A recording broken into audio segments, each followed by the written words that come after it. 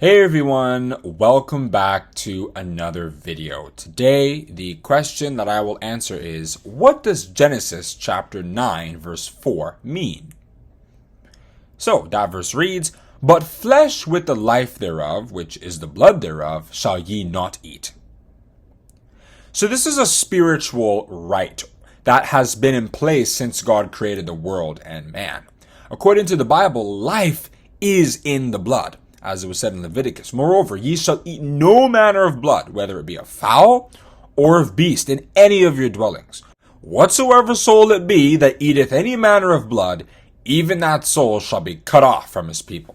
That's Leviticus chapter 7, verses 26 to 27. And we see a similar thing in Leviticus chapter 17, verses 10 to 12. That last one emphasizes actually the fact that the life is in the blood. So if you consume blood, then it's like you're consuming life, which is sacred. Just God says, don't do that. Don't go there.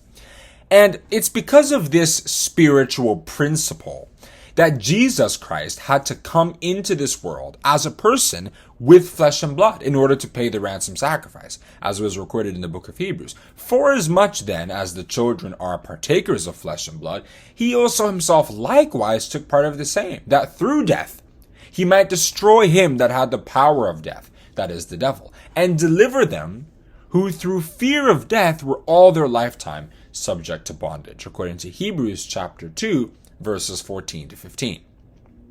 Therefore, when a life has to be given for a life, according to Exodus chapter 21 from verse 22 to 25 and Deuteronomy chapter 19 verse 21, it is the blood that makes the atonement, right? Now, quote the Leviticus account I cited earlier, "For the life of the flesh is in the blood. And I have given it to you upon the altar to make an atonement for your souls. For it is the blood that maketh an atonement for the soul." That's Leviticus chapter 17, verse 11. So, by becoming a physical person with flesh and blood, Jesus could be an offering to God for the sin of mankind. Just as there was a yearly sacrifice of 2 goats for the sins of Israel, as recorded in Leviticus chapter 16, Jesus Christ was the ultimate sacrifice for the sins of the world, as it was recorded in the book of Hebrews, and every priest standeth daily, ministering and offering oftentimes the same sacrifices, which can never take away sins. But this man, after he had offered one sacrifice for sins forever, sat down on the right hand of God, according to Hebrews chapter 10, verses 11 to 12. Now you might ask the question, why should blood be necessary to redeem life?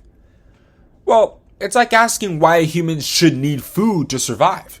Inasmuch as we don't question that, because, we know the answer, the same goes for the spirit realm.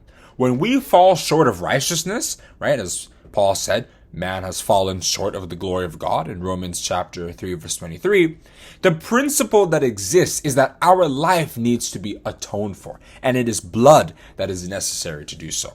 As the writer of the Hebrew account, the Hebrew epistle really spoke and explained this atonement, principle. He also said, "And almost all things are by the law purged with blood, and without shedding of blood is no remission," according to Hebrews chapter 9, verse 22.